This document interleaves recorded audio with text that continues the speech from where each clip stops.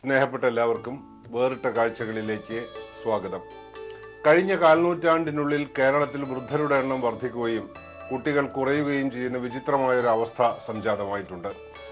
1991 മുതൽ 2001 വരെയുള്ള കാലത്ത് ജനസംഖ്യ 9.42% വർദ്ധിച്ചപ്പോൾ അടുത്ത 10 വർഷത്തിനകം ആളുകളുടെ എണ്ണം 4.86% മാത്രമാണ് കൂടിയത്. 2012 അപേക്ഷിച്ച് 2016 സംസ്ഥാനത്തെ ജനന നിരക്ക് 75,000-ഓളം കുഞ്ഞുങ്ങളുടെ കുറവ് വന്നിട്ടുണ്ടെന്നും റിപ്പോർട്ടുകളുണ്ട്. ഇക്കണക്കിന് 2021 ആവുമ്പോഴേക്കും ജനസംഖ്യാ നിരക്ക് ഏറ്റക്കുറച്ചിലില്ലാതെ സമാസമം നിൽക്കുകയും പിന്നീട് അങ്ങോട്ട് കുറയുകയും ചെയ്യാനുള്ള സാധ്യത കാണുന്നു. പ്രശ്നം ഏറ്റവും അധികം ബാധിച്ചിട്ടുള്ളത് പത്തനംതിട്ട ജില്ലയാണ്. 2001 12.34 ലക്ഷം ആളുകൾ ഉണ്ടായിരുന്ന അവിടെ 2011 11.96 ലക്ഷം പേരേ ഉള്ളൂ. 3% ആളുകൾ 10 വർഷം കൊണ്ട് കുറഞ്ഞു. വിദ്യാഭ്യാസ സാമ്പത്തിക അവസ്ഥകളിൽ മുൻപന്തിയിൽ നിൽക്കുന്ന ഈ പ്രദേശത്ത് സ്വാഭാവികമായും ആയുർദൈർഘ്യം കൂടുതലാണ്. പടിഞ്ഞാറൻ രാജ്യങ്ങളിലും മധ്യപൂർവേഷ്യയിലും തൊഴിലെടുക്കുന്ന യുവക്കൾക്ക് മാതാപിതാക്കളോടൊപ്പം വന്ന് താമസിക്കാനും കഴിയുന്നില്ല.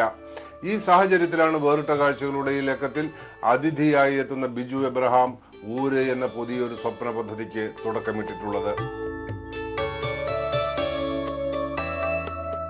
ഇതൊരു റിട്ടയർമെൻറ്റ് ഹോമാണ് പ്ലാൻ ചെയ്തിരിക്കുന്നത്.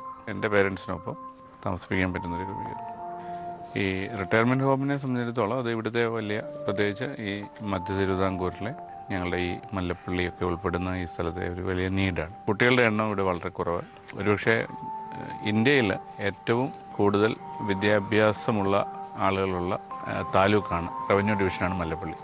വളരെ ഉയർന്ന വിദ്യാഭ്യാസ യോഗ്യതകളുള്ളവരും ഒക്കെ ആയതുകൊണ്ട് ജോലി സാധ്യതകൾ പുറത്താണുള്ളത്. അതിവിടുത്തെ വലിയൊരു നീഡാണ്. ആ നീഡിന് അഡ്രസ്സ് ചെയ്യാനുള്ള ഒരു ശ്രമമാണ്. ഇത് കഴിഞ്ഞൊരു 6 വർഷമായിട്ട് പ്ലാൻ ചെയ്യുന്നതാണ്. നേരത്തെ മുതൽ തന്നെ ഈ ബദൽ സംവിധാനങ്ങളോടൊക്കെ ഒരു താല്പര്യം, ആഭിമുഖ്യമുണ്ട്. പ്രത്യേകിച്ച് ഓൾട്ടർനേറ്റീവ് കൺസ്ട്രക്ഷൻ മെത്തേഡിനോട് നേരത്തെ മുതൽ തന്നെ താല്പര്യമുള്ളതുകൊണ്ട് അത് വളരെ ശ്രദ്ധയോടുകൂടി വീക്ഷിക്കാറുണ്ടായിരുന്നു. കാരണം ഇന്ത്യയിൽ എനിക്ക് ജോലിയുമായിട്ട് ബന്ധപ്പെട്ട് ഒരു 10-15 സ്റ്റേറ്റുകളിൽ, ഉത്തരേന്ത്യയിലുള്ള സ്റ്റേറ്റുകളിൽ വളരെ തുടർച്ചയായിട്ട് യാത്ര ചെയ്യുമായിരുന്നു. ആ യാത്രകളിലൊക്കെ നമ്മൾ കണ്ടിട്ടുള്ളതും നിരീക്ഷിച്ചിട്ടുള്ളതുമായ കാര്യങ്ങളൊക്കെയാണ് ഇവിടെ ഉപയോഗിക്കാൻ ശ്രമിച്ചിട്ടുള്ളത്. ഇത് ഒരു 10,500 സ്ക്വയർ ഫീറ്റ് വലിപ്പമുള്ള ഒരു 4 കെട്ടാണ്. ഇതിൽ 15 പ്രൈവറ്റ് റൂംസുകൾ നമ്മൾ ക്രമീകരിച്ചിട്ടുണ്ട്. എല്ലാവിധ സൗകര്യങ്ങളോടും ആധുനിക സൗകര്യങ്ങളോട് കൂടിയ 15 റൂമുകളുണ്ട്. പിന്നെ ഇതൊരു യൂണിവേഴ്സൽ ഡിസൈനാണ് ഈ ബിൽഡിങ്ങിന് നൽകിയിരിക്കുന്നത്. വീൽ ചെയറിൽ ഇത് പ്രത്യേകിച്ചും ഈ ഒരു പ്രായമുള്ള ആളുകൾക്ക് വേണ്ടി അവരുടെ സംരക്ഷണവും അവർക്ക് താമസിക്കാനുള്ളൊരു ഇടമെന്നുള്ള നിലയിൽ ഈ വീൽ ചെയർ എല്ലായിടത്തും എത്തുന്ന പോലെയാണ് ഈ ബിൽഡിങ് ഇത് ചെയ്തിരിക്കുന്നത്. ഒരു റിട്ടയർമെൻറ്റ് ഹോം അല്ലെങ്കിൽ ഇതുപോലൊരു ഫെസിലിറ്റിയിലേക്ക് വരുന്ന ഒരാളിന് കുറഞ്ഞ പക്ഷം ഇപ്പോൾ ലഭിച്ചുകൊണ്ടിരിക്കുന്നതോ അല്ലെങ്കിൽ അതിലും നല്ലതോ ആയ സൗകര്യങ്ങൾ ഉണ്ടെങ്കിൽ മാത്രമേ അതിനെ മനസ്സുകൊണ്ട് ഉൾക്കൊള്ളാനായിട്ട് സാധിക്കുകയുള്ളൂ. ഒന്ന്. രണ്ടാമത്, നിലനിൽക്കണമെങ്കിൽ ഇതിൻ്റെ സാമ്പത്തിക ചിലവുകൾ ഏതെങ്കിലും വിധത്തിൽ മെയിൻറ്റെയിൻ ചെയ്താലേ പറ്റുള്ളൂ. മൂന്നാമത്, ക്വാളിറ്റിയുടെ വിഷയം. പലപ്പോഴും ചാരിറ്റി എന്ന ഒരു ലെവലിലേക്ക് കാര്യങ്ങൾ നീങ്ങുമ്പോൾ പലപ്പോഴും അവിടെ ക്വാളിറ്റി കുറയുകയും പല ചുരുക്കം ചില കേസുകളിലെങ്കിലും തീരെ ഇല്ലാതാകുകയും ചെയ്യുന്നതായിട്ടൊരു ചുറ്റുപാടുകളുണ്ട്. ക്വാളിറ്റി ലൈഫാണ് അല്ലെങ്കിൽ നമ്മൾ ആഗ്രഹിക്കുന്നതും മുന്നോട്ട് വെക്കാനായിട്ട് ശ്രമിക്കുന്നതും. അപ്പോൾ ഒരു ക്വാളിറ്റി വേണമെന്നുണ്ടെങ്കിൽ അതിനൊരു കോസ്റ്റുണ്ട്.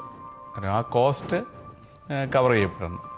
നമ്മൾ ഒരു സംഭാവന സ്വീകരിക്കുകയോ ഗ്രാൻഡ് സ്വീകരിക്കുകയോ ഒന്നും ചെയ്യുന്ന ഒരു സ്ഥാപനമല്ല. അതുകൊണ്ട് തന്നെ ഇതിൻ്റെ കോസ്റ്റ് കവർ ചെയ്യപ്പെട്ടാൽ മാത്രമേ നമുക്ക് ഇത് ചെയ്യുവാനായിട്ടാകും. അങ്ങനെയാണ് ഈ പെയ്ഡ് ഹോം എന്ന ഒരു തീരുമാനത്തിലേക്ക് എത്തുന്നത്. പത്തനംതിട്ട ജില്ലയിലെ മല്ലപ്പള്ളിയിൽ പള്ളിക്കപ്പറമ്പിൽ കുര്യൻ മറിയമ്മ ദമ്പതികളുടെ ഈ ഏകമകൻ സമൂഹോന്മുഖമായ സേവന മേഖലകളിൽ കുഞ്ഞുനാളിലെ ആകൃഷ്ടനായിരുന്നു. വ്യഷ്ടിതലത്തിലെ ഓരോ പ്രവൃത്തിയും സമഷ്ടിബദ്ധമായി വ്യാപരിക്കുന്നതിലെ ദാർശനികത തിരിച്ചറിയുന്നതുകൊണ്ട് ബിജു എബ്രഹാമിന്റെ ലക്ഷ്യത്തിൽ പിഴവുകൾ സംഭവിക്കുന്നില്ല. ഇമ്മാനുവേൽ ഹോസ്പിറ്റൽ അസോസിയേഷനു വേണ്ടി ഉത്തരേന്ത്യൻ ഗ്രാമങ്ങളിലെ ദരിദ്ര ജനങ്ങൾക്കിടയിൽ ചെലവഴിച്ച വർഷങ്ങൾ നേടിക്കൊടുത്ത അനുഭവങ്ങൾ തന്റെ വിശ്വാസ പ്രമാണങ്ങളെ ബലപ്പെടുത്താൻ സഹായിച്ചു. അസോസിയേഷന്റെ ഡിസാസ്റ്റർ മാനേജ്മെന്റ് യൂണിറ്റിൽ പ്രവർത്തിച്ചിരുന്നപ്പോൾ ആൻഡമാനിലും കൽപ്പാക്കത്തും അനുഭവപ്പെട്ട സുനാമിയിലും കാശ്മീരിലെ ഭൂകമ്പത്തിലും ബീഹാറിൽ കോശി നദിയിലുണ്ടായ വെള്ളപ്പൊക്കത്തിലും അസമിലെ വംശീയ കലാപത്തിലും നാശനഷ്ടങ്ങൾ നേരിട്ടവരെ സഹായിക്കുന്ന ബൃഹത് പദ്ധതികളിൽ അനുഷ്ഠിച്ച സേവനങ്ങളും ബിജുവിന് കൂടുതൽ കരുത്ത് പകർന്നു കൊടുത്തിട്ടുണ്ട്. ചെറുപ്പം തന്നെ പള്ളിയും മറ്റുമായിട്ട് ബന്ധപ്പെട്ട് ഉണ്ടായിരുന്ന ഒരു ഇൻവോൾവ്മെൻറ്റുകളൊക്കെ ചെയ്യുന്നതിലൊക്കെ എന്തെങ്കിലും സോഷ്യൽ എലിമെൻ്റുള്ള കാര്യം ചെയ്യുക, അല്ലെങ്കിൽ സമൂഹത്തിന് പ്രയോജനപ്പെടുന്ന വിധത്തിലുള്ള കാര്യങ്ങൾ ചെയ്യുവാനായിട്ട് മാക്സിമം ശ്രദ്ധിക്കാറുണ്ട്. എൻ്റെ വൈഫ് ഒരു അധ്യാപികയാണ്, 2 ആൺകുട്ടികളാണ്. അവരും ഈ നന്മകളോട് ചേർന്ന് നിൽക്കാൻ അവരെന്നും ശ്രമിച്ചിട്ടുണ്ട്. This has just been very close to my heart. ഇത് ഫൗണ്ടേഷൻ സ്റ്റോൺ ഇട്ടപ്പം തൊട്ട് ഇതുവരെ every day it's just a part of my life now. And ഇതല്ലാതെ വേറെ എന്ത് ചെയ്യണമെന്ന് ചോദിച്ചാൽ ഓപ്ഷൻസ് കുറേ കാണുമായിരിക്കും, പക്ഷേ ഇത് മതി, ഇത് ധാരാളം എന്ന് തോന്നുന്ന ഒരു ഫീലിംഗ് ആണ് ഇത് എനിക്ക് എപ്പോഴും തരുന്നത്.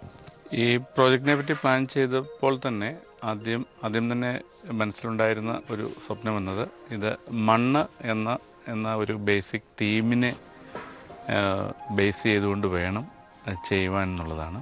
ഇത് ഒരു ചലഞ്ച് തന്നെയാണ്. കാരണം ഇത് ഒരു 24ഓളം ബിൽഡിങ്ങുകൾ പൂർണ്ണമായിട്ട് നിലനിന്നിരുന്ന ബിൽഡിങ്ങുകളാണ് ഇന്ന് ഈ കാണുന്ന വിധത്തിൽ ഇത് രൂപം മാറുന്നത്. ഇത് പൊളിച്ച് വളരെ ശ്രദ്ധയോടുകൂടെ ട്രാൻസ്പോർട്ട് ചെയ്ത് സൈറ്റിലെത്തിക്കുക. എത്തിയതിന് ശേഷം നമ്മൾ ഡിസൈൻ ചെയ്തിരിക്കുന്ന ഒരു പ്ലാനിൽ അതിനെ എവിടെ ഉൾപ്പെടുത്താം എന്നത് കറക്റ്റായി ഐഡൻറ്റിഫൈ ചെയ്ത് ചെയ്യുക എന്നുള്ളത്. ആദ്യം ചുരുങ്ങിയ ചില ദിവസങ്ങളൊക്കെ എല്ലാവർക്കും ചില ആശങ്കകളുണ്ടായിരുന്നു. ഈ മരപ്പണിയുമായിട്ടൊക്കെ ബന്ധപ്പെട്ട് അവർക്കും ആശങ്കകളുണ്ടായിരുന്നു. അവരുടെ ജീവിതത്തിലൊരിക്കലും ഇത്രയും സാധനങ്ങൾ പഴയ തടി കൊണ്ട് ചെയ്യാനായിട്ട് അവർ ശ്രമിച്ചിട്ടില്ല. ഒരുപക്ഷെ അവസരങ്ങൾ ലഭിച്ചിട്ടില്ലാത്തതുകൊണ്ടായിരിക്കും. അന്നേരം ആ ആശങ്കകളൊക്കെ അവരും ആദ്യം പങ്കുവച്ചായിരുന്നു. പക്ഷെ കുറേ കഴിഞ്ഞപ്പോൾ ഇപ്പോൾ എന്തെങ്കിലും ഒരു സാധനം വേണമെങ്കിൽ ഒരു മെറ്റീരിയലിൻ്റെ റിക്വയർമെൻ്റ് ഒന്നും അവരിപ്പം പറയാറില്ല. അവർ ഈ പുരയിടത്തിൽ എവിടെയെങ്കിലും കൂട്ടിയിട്ടിരിക്കുന്ന സാധനങ്ങൾക്കുള്ളിൽ നിന്ന് അവർക്ക് ആവശ്യമുള്ളൊരു സാധനങ്ങൾ അവർ തന്നെ കണ്ടെത്തും. ഊരിനെ കണ്ടപ്പം പഴയ കൊട്ടാരം അതായിരുന്നു എൻ്റെ മനസ്സിൽ വന്ന ആദ്യത്തെ വിചാരം. അത് കഴിഞ്ഞ് അതിനകത്തോട്ട് കയറി കഴിഞ്ഞപ്പോൾ ഭൂമിയുടെ കിടപ്പനുസരിച്ച് തന്നെയാണ്, അതിനെ ഉപയോഗിച്ചാണ് ആ വീട് ഉണ്ടാക്കിയിരിക്കുന്നത്. എർത്ത് വർക്കൊക്കെ വളരെ മിനിമമായി ചെയ്യേണ്ടി വന്നിട്ടുണ്ട്. അത് മാത്രമല്ല ചെളി, ചെങ്കല്ല്, പഴയ വെട്ടുകല്ല്, പഴയ ഇഷ്ടിക, പഴയ തടി, ഇതുകൊണ്ടൊക്കെയാണ് ആ വീട് ഉണ്ടാക്കിയിരിക്കുന്നത്. ഈ പ്രോജക്റ്റ് അടിസ്ഥാനപരമായിട്ട് നമ്മൾ ഒരു 3 കാര്യങ്ങൾ ബേസ് ചെയ്താണ് ചെയ്തിരിക്കുന്നത്. ഒന്ന്, എൻവയറമെൻ്റലായിട്ട് ഇത് സസ്റ്റൈനബിൾ ആകണം, environmental sustainability. 2, social sustainability. 3, financial sustainability. പരിസ്ഥിതിയെ മുറിവേൽപ്പിക്കുന്ന അല്ലെങ്കിൽ തടസ്സപ്പെടുത്തുന്ന ഒരു കാര്യങ്ങളും നമ്മൾ ചെയ്യാനായിട്ട് ഇവിടെ ശ്രമിച്ചിട്ടില്ല. ഈ പ്രോജക്റ്റ് ഒരു സോഷ്യൽ ഇഷ്യൂവിനെ അഡ്രസ്സ് ചെയ്യാനായിട്ട് പ്ലാൻ ചെയ്തു എന്നുള്ളത് ഒരു സത്യം. മെറ്റീരിയലിൻ്റെ കോസ്റ്റ് വളരെ തുച്ഛമായി, അല്ലെങ്കിൽ വളരെ ഈ പഴയ ബിൽഡിങ്ങുകൾ എടുക്കുമ്പോൾ വളരെ കുറഞ്ഞ വിലയ്ക്ക് നമുക്ക് മെറ്റീരിയൽ കിട്ടുന്നുണ്ട്. അതുകൊണ്ട് ഇവിടെ തൊഴിൽ ദിനങ്ങളുടെ എണ്ണം വർദ്ധിക്കുകയാണ്. കാരണം ഈ കഴിഞ്ഞ 2 വർഷമായിട്ട് ഒട്ടേറെ ആളുകൾക്ക് തൊഴിൽ നൽകാനുള്ളൊരു സാഹചര്യം ഉണ്ടായി. അങ്ങനെ ഈ നിർമ്മാണത്തിലും ഒരു സോഷ്യൽ സസ്റ്റൈനബിളായിട്ടുള്ള ഒരു കാര്യത്തിന് വേണ്ടി പ്രവർത്തിക്കാൻ ഊരിന് കഴിഞ്ഞിട്ടുണ്ട്. തീർച്ചയായിട്ടും ഇത് ഫിനാൻഷ്യലി സസ്റ്റൈനബിളാണ്. ഇതിൻ്റെ കോസ്റ്റിനെ പറ്റി പറയുകയാണെങ്കിൽ 1400 രൂപയോളം മാത്രമാണ് ഇതിന് ഒരു സ്ക്വയർ ഫീറ്റിന് ഇത് പൂർത്തിയായപ്പോൾ ചിലവായിരിക്കുന്നത്.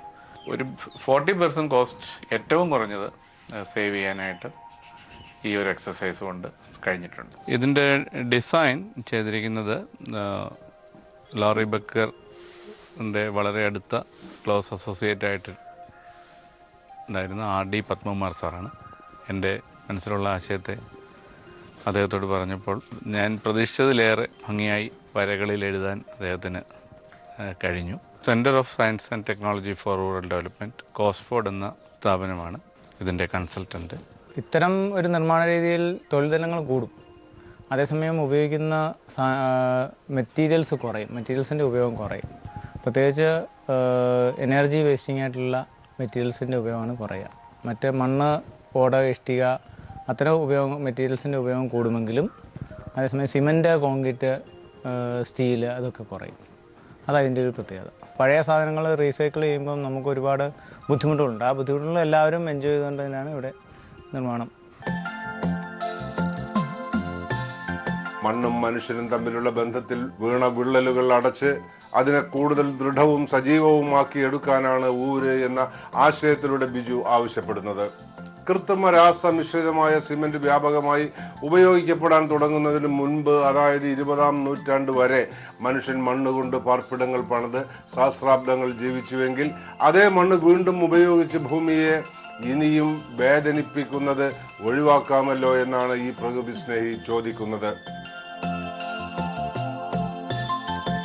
ഇന്ത്യയിൽ ആദ്യമായി സിമൻറ്റ് ഉപയോഗിച്ച് ഒരു നിർമ്മാണം നടക്കുന്നത് 1886-ലാണ് ഇറക്കുമതി ചെയ്ത സിമൻറ്റ് കൊണ്ട്.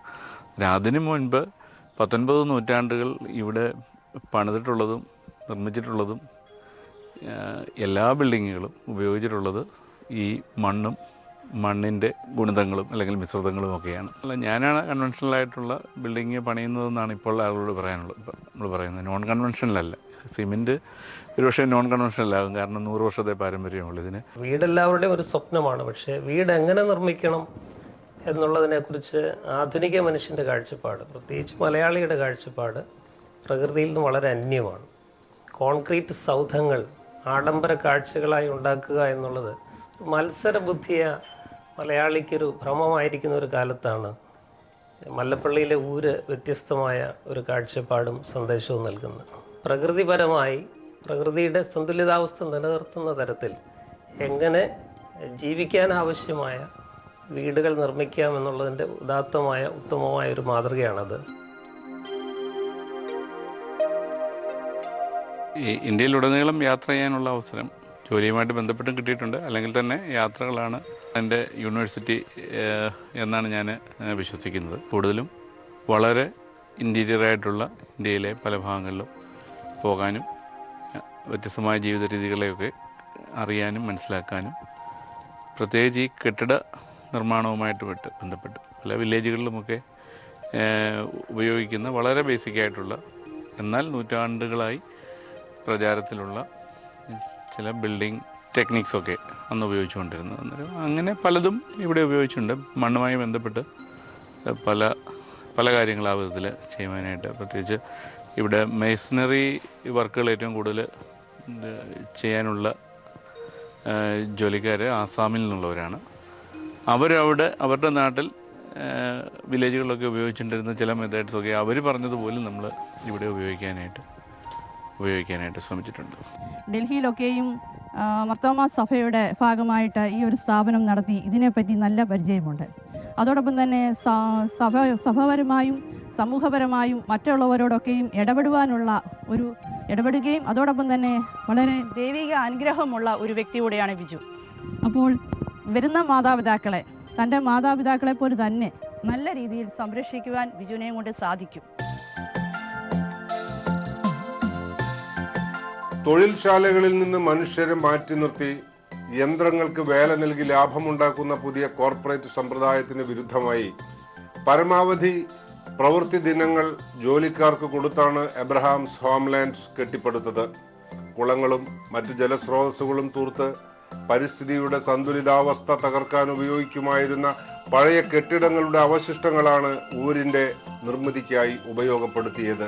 ലോറി ബേക്കർ മുതൽ ഒഡീഷയിലെയും ബീഹാറിലെയും തൊഴിലാളികൾ വരെ ഉള്ളവരുടെ വിജ്ഞാനവും കരവിരുതും ജീവിതാനുഭവങ്ങളും പ്രയോജനപ്പെടുത്തുകയും ചെയ്യുന്നു.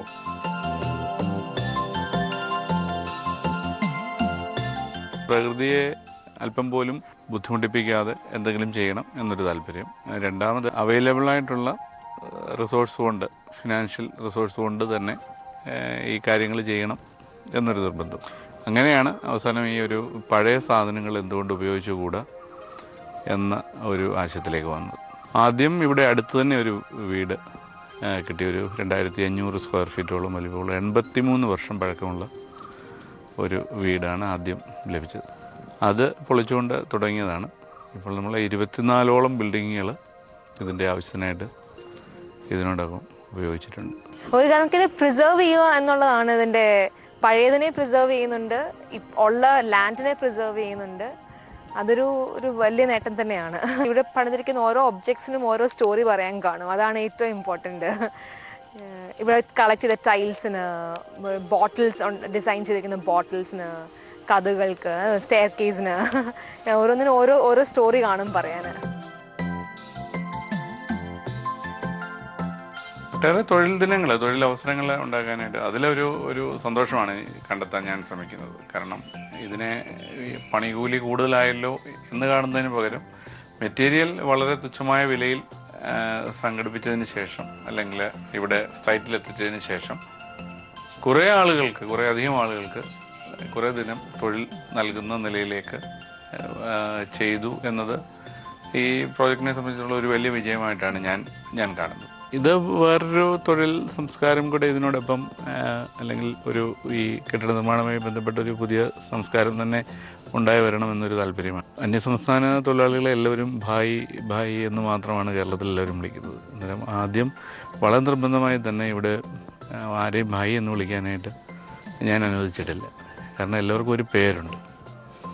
അവർ ആ പേര് മാത്രം പറഞ്ഞാണ് ഇവിടെ ഈ 15 വർഷമായതിനു ശേഷം അവരുടെ പേര് അവർ ആദ്യമായിട്ട് വിളി കേൾക്കുന്നത്. അതിന് അത്തരം കാര്യങ്ങളിലൊക്കെ, ചെറിയ കാര്യങ്ങളിലൊക്കെ വളരെ സൂക്ഷ്മത കാണിക്കാനായിട്ട് ശ്രമിച്ചിട്ടുണ്ട്. വർഷങ്ങൾ 1000, 2000, 500, 100 വർഷങ്ങൾക്ക് മുൻപുള്ള സാധനങ്ങളൊക്കെ തേടി പിടിച്ചെടുത്തുകൊണ്ട് വന്ന് ഇത്ര മനോഹരമായിട്ട് ഇപ്പോഴത്തെ ആധുനിക രീതിയിലുള്ള ടൈൽസും മറ്റ് ആധുനിക സാമഗ്രികളൊന്നും ഉപയോഗിക്കാതെ പഴയ വസ്തുക്കൾ കൊണ്ട് ഇത്രയും മനോഹരമായിട്ട് തീർത്തത് അങ്ങേയറ്റം എബ്രഹാമിനെ ഞാൻ അപ്രീഷിയേറ്റ് ചെയ്യുന്നു. സമൂഹത്തിൽ പ്രായമേറിയവർ കൂടി വരികയും കുട്ടികൾ കുറഞ്ഞു വരികയും ചെയ്യുന്ന വർത്തമാനകാലത്ത് മുതിർന്ന പൗരന്മാരെ ഒറ്റപ്പെടുത്താതെ പുനരധിവസിപ്പിക്കുക എന്നത് തീർച്ചയായും വലിയ വെല്ലുവിളിയായി തീർന്നിട്ടുണ്ട്. ബിജു എബ്രഹാമിന്റെ സംരംഭത്തിൽ നിന്ന് പാഠങ്ങൾ ഉൾക്കൊണ്ട് രാജ്യത്തിന്റെ മറ്റു ഭാഗങ്ങളിലും പുതിയ ഊരുകൾ വികസിപ്പിച്ചെടുക്കാവുന്നതാണ്. പലപ്പോഴുമുള്ളൊരു വികസനം ഈ കുറേ ബിൽഡിങ്ങുകളും ഉണ്ടാകുന്നത്, വീതിയുള്ള റോഡുകൾ ഉണ്ടാകുന്നതാണ്, അല്ലെങ്കിൽ കെട്ടിടങ്ങൾ ഉണ്ടാകുന്നതാണ്, മൾട്ടി സ്റ്റോറി ബിൽഡിങ്ങുകൾ ഉണ്ടാകുന്നതാണ്, ഫ്ലാറ്റ് സമുച്ചയങ്ങൾ ഉണ്ടാകുന്നതാണ് വികസനം എന്ന നിലയിൽ എന്തോ വികസനത്തെ തെറ്റിദ്ധരിക്കുകയോ ഒക്കെ ചെയ്തിട്ടുണ്ട്. ജീവിതം അത് ഗ്രാമങ്ങളിൽ തന്നെയാണ്, വില്ലേജുകളിലാണ്. പക്ഷേ കേരളത്തിൽ, പ്രത്യേകിച്ച് ഞങ്ങളുടെ ഈ സെൻട്രൽ ട്രാവൻകൂറിലൊക്കെ യങ് ജനറേഷൻ എല്ലാം റിലേറ്റ് ചെയ്യുന്നത് ഈ പുതിയ നാഗരികതയോടും, അല്ലെങ്കിൽ അവരുടെ ജോലിക്ക് കിട്ടുന്ന അവസരങ്ങളൊക്കെ പുറത്തു നോക്കിയായതുകൊണ്ട് അത്തരം കാര്യങ്ങളോടാണ് പലപ്പോഴും ഇണങ്ങി പോകുന്നത്. അതുകൊണ്ട് ഇനിയും ഉള്ള ജനറേഷൻ എത്രത്തോളം ഇതിൻ്റെ നന്മയാവുത്തത്തിൽ ഉൾക്കൊള്ളുമെന്നതിന് സംശയമുണ്ട്. ഒരു മെസ്സേജ് ഇതിൽ കൂടെ കൺവേ ചെയ്യാൻ ശ്രമിച്ചത്, അത് മെസ്സേജ് പോകുന്നുണ്ടെന്നുള്ളത് വളരെ വളരെ സന്തോഷകരമായ കാര്യമാണ്. പലരും ഇതിനോടകം തന്നെ തയ്യാറായി ഇതുമായിട്ടുള്ള വാർത്തകൾ അറിഞ്ഞും പറഞ്ഞു കേട്ടും മറ്റും ആളുകൾ കാണുകയും കണ്ടതിന് ശേഷം ഇത്തരം കാര്യങ്ങൾ സാധിക്കും എന്നൊരു തോന്നലിൽ ഇപ്പോൾ എൻ്റെ അറിവ് അനുസരിച്ച് നേരിട്ടുള്ള അറിവിൽ തന്നെ ഒരു 6 മുതൽ 8ഓളം വീടുകൾ ഇങ്ങനെ പണിയാനായിട്ട്, പണി പുരോഗമിക്കുന്ന വീടുകളുണ്ട്, പണി തുടങ്ങേണ്ടവയുണ്ട്, നടന്നുകൊണ്ടിരിക്കുന്നതുണ്ട്, ആളുകൾ പ്ലാൻ ചെയ്യുന്നതുണ്ട്. യുവജനങ്ങളുടെ കൂട്ടങ്ങൾ മല്ലപ്പള്ളിയിൽ വളരെയധികമുണ്ട്. വിദേശത്ത് നിന്നും അല്ലെങ്കിൽ കേരളത്തിന് പുറത്തു നിന്നുമൊക്കെ ഇവിടേക്ക് അവധിക്കാലം ചെലവഴിക്കാൻ വരുന്ന യുവജനങ്ങൾ ഇവിടുത്തുകാരായിട്ട് തന്നെയുള്ളവരുണ്ട്. ഇവിടെയുള്ള വിദ്യാർത്ഥികളുടെ കൂട്ടങ്ങളുണ്ട്. ഇവിടെയുള്ള സാമൂഹിക സാംസ്കാരിക സംഘടനകൾ ചെയ്യുന്ന വിദ്യാർത്ഥികൾക്ക് വേണ്ടി, യുവജനങ്ങൾക്ക് വേണ്ടി ചെയ്യുന്ന പരിപാടികളുണ്ട്. നാട്ടുകൂട്ടങ്ങളുണ്ട്, കാവ്യാരാധന വർക്ക്ഷോപ്പുകളുണ്ട്. ഇതിനെല്ലാം പറ്റിയ ഒരു താവളമായിട്ട് ഊരിനെ ഞങ്ങൾ കാണുവാൻ ആഗ്രഹിക്കുന്നു. ഊരിൻ്റെ ഫ്യൂച്ചർ പ്ലാനുകളിൽ ഇതൊരു കമ്മ്യൂണിറ്റി ഓറിയൻറ്റഡ് ആയിട്ട് ഇവിടെ ചുറ്റുപാടുമുള്ള ആളുകൾക്ക് കൂടെ പ്രയോജനം, വീടുകളിൽ താമസിക്കുന്ന പ്രായമുള്ള ആളുകൾക്ക് കൂടി എങ്ങനെ എപ്രകാരം പ്രയോജനം പെടുന്ന കാര്യങ്ങൾ ചെയ്യാൻ പറ്റുമെന്ന അന്വേഷണമാണ് നമ്മൾ പ്രധാനമായിട്ടും ആലോചിച്ചുകൊണ്ടിരിക്കുന്നത്.